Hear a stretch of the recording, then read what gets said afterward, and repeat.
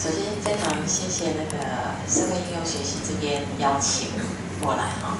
那在我们那边实习的时候，我们的那个机构里面本身它有比较多元的那个单位可以去实习。我们除了新住民的服务之外，儿少的服务之外，还有那个我们的本业是志愿服务协会，那是属于社区工作的一部分。那欢迎大家，如果有需要的话，谢谢。谢谢领导我们，有人要提问，那我们就邀请到国民社区发展协会的叶维希总干事。各位老师，各位我们那个系上的学弟妹们哦，还有我们坐在台前要被练的那个同学们，好，那非常谢谢我们台湾大学这边提供实习生到我们社区发展协会来做实习，来学习一些可能课堂上没有教的东西这样子。那当然课堂上没有教的东西，可能要你们真的下海之后才知道那个美感是什么。所以这些其实有很多是靠经验累积出来的，当然也有很多有的是后来才先下去工作之后，觉得自己需要这个能力才来学校念书。当然他们能够提供的东西是相对不一样的经验。刚怡姐有提到，另外的实习伙伴其实他是已经在相关的社服团体已经工作过一阵子的，所以才回到学校来，要取得更高的一些能力。当然学识上的部分也需要再做提升。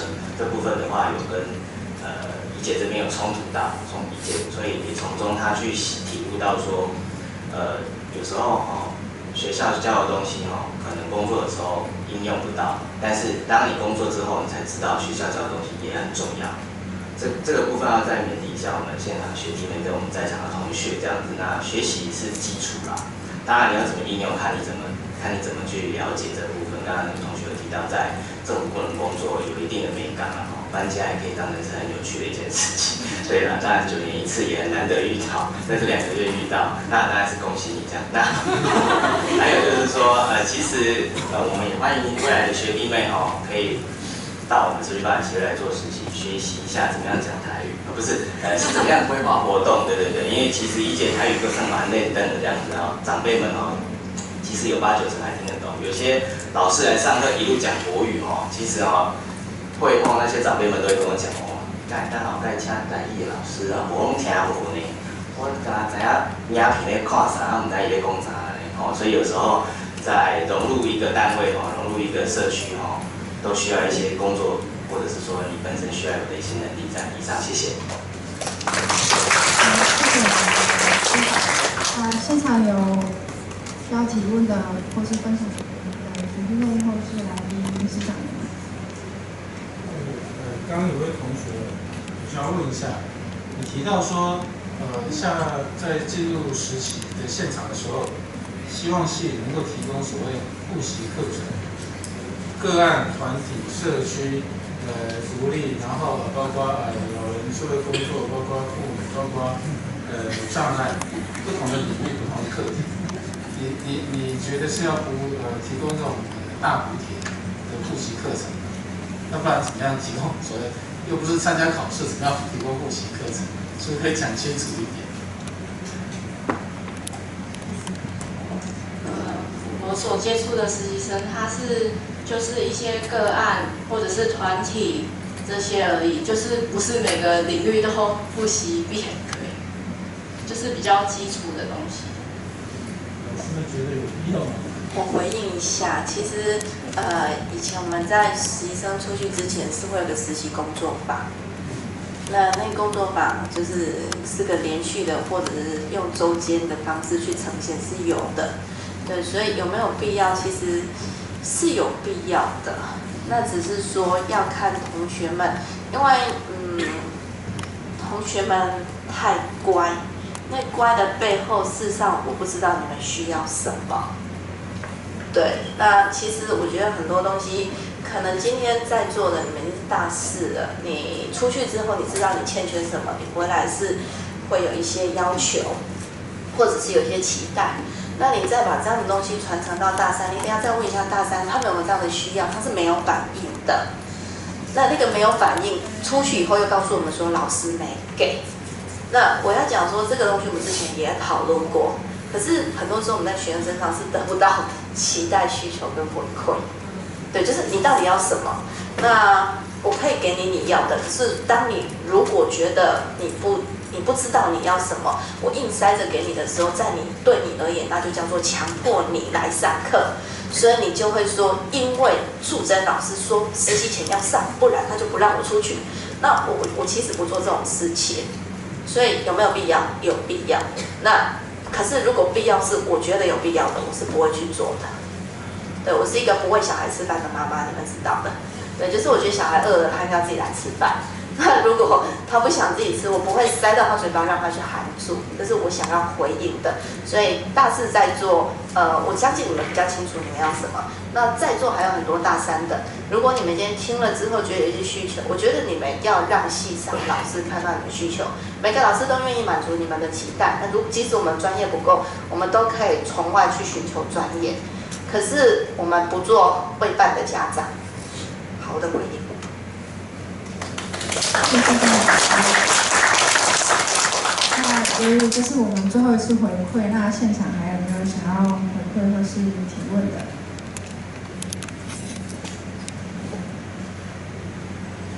好了，那个吴继真一直看着我，你那眉毛怎么画那么粗啊？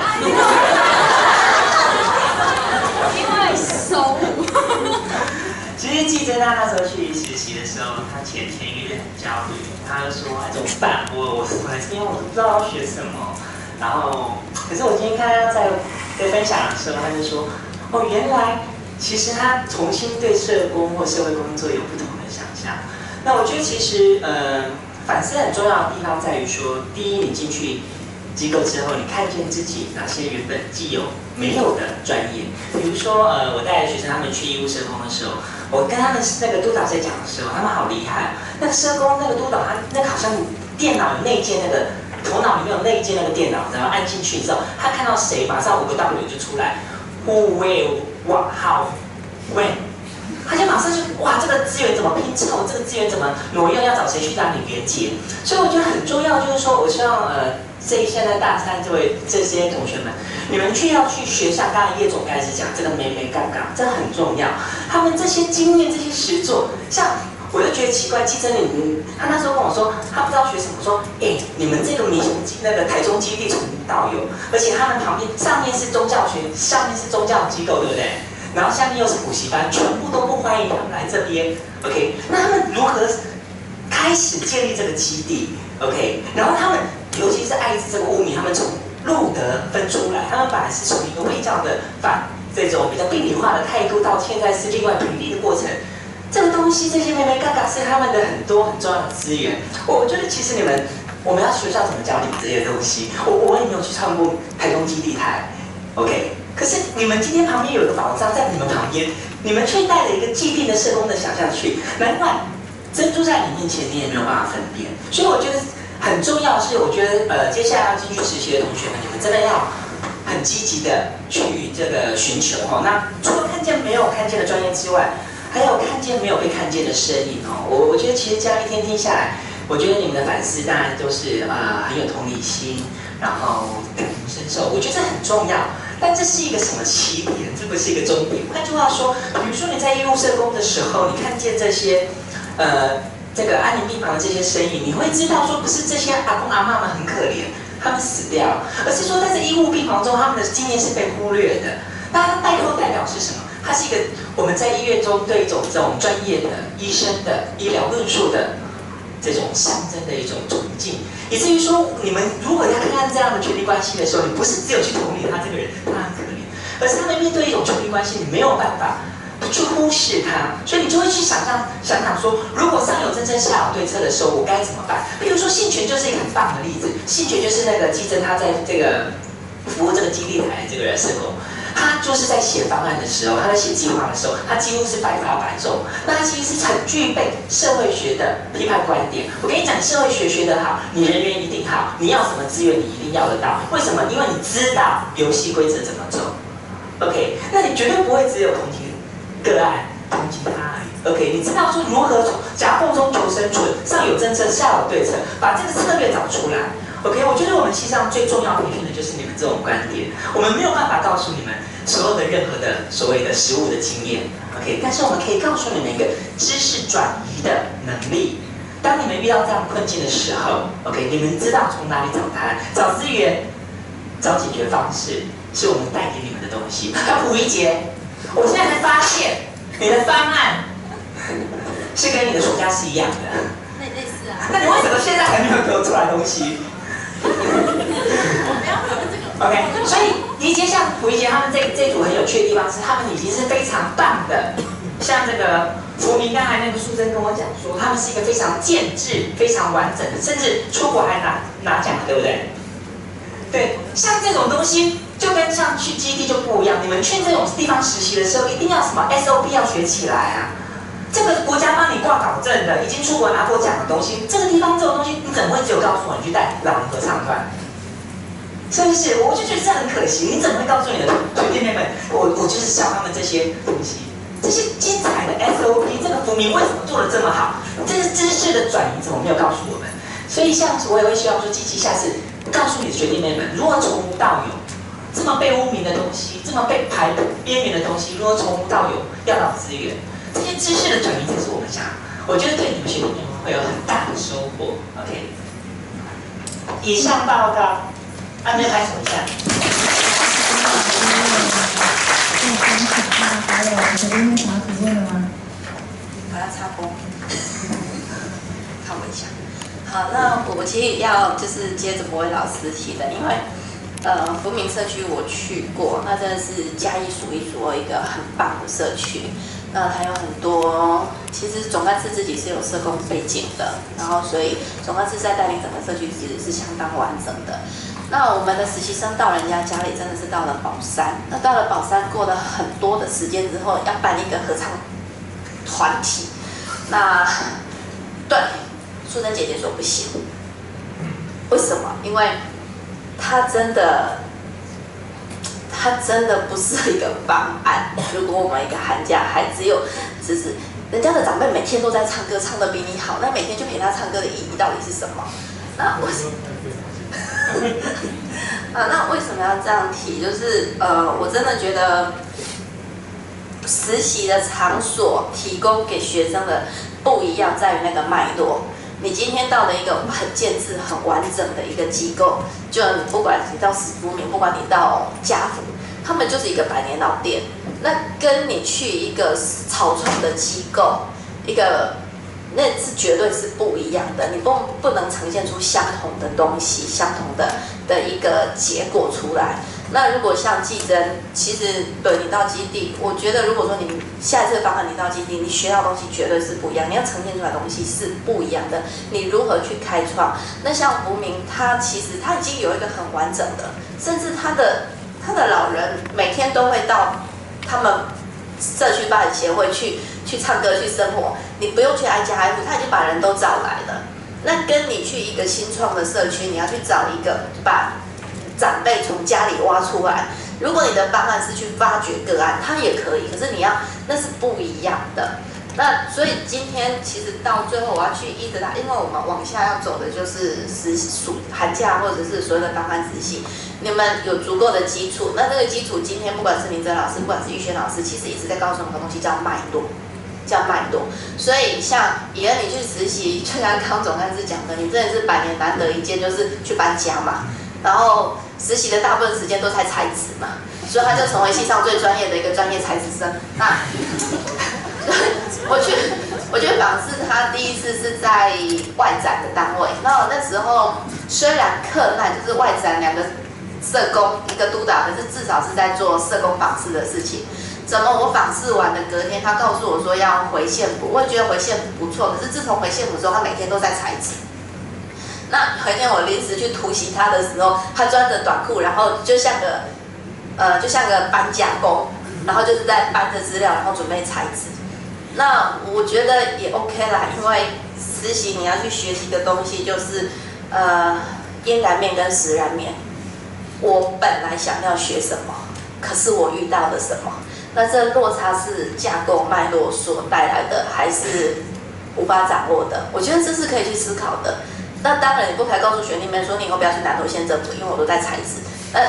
那是你的脉络不同。可是你在实习中，就是专业如何在实习中提升，那你要怎么去展现你的专业？那当然，很多人说我只有进去2个月，短短的2个月，那你是要从做中学，那个学你要学什么？你欠缺的是什么？那有时候我们会觉得说，我们学的不够，可是学的不够，我们也学了4年嘛，也就是3年，那叫什么？临阵磨枪，不亮也光啊。我们没有那么多的不足，而是你上场之前，你有没有先把那个草纸拿出来稍微磨一下，让它看起来是亮亮的？还是我就一直告诉人家说，因为我是实习生，所以我害怕。对，那我觉得综合组的困难在于你们真的是，你们这几个人都在这里，就是因为你们没有办法跟别人分类。那你的特色是什么？所以我今天不是今天，其实我在很久以前一直告诉各组同学，我希望你们告诉我们的是组跟组之间的差别。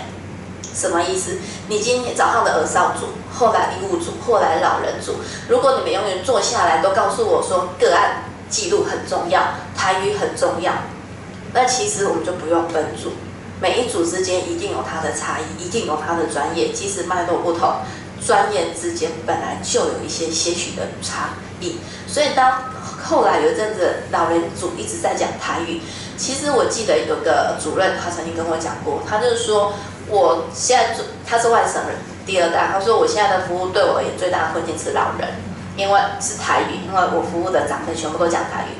可是，一线之隔，那荣家300床的荣家都讲国语。如果我的位置在那里，我完全没有语言障碍，我也没有文化隔阂，我就是外省第2代。所以这呈现的是什么？不是台语的问题，是脉络的问题。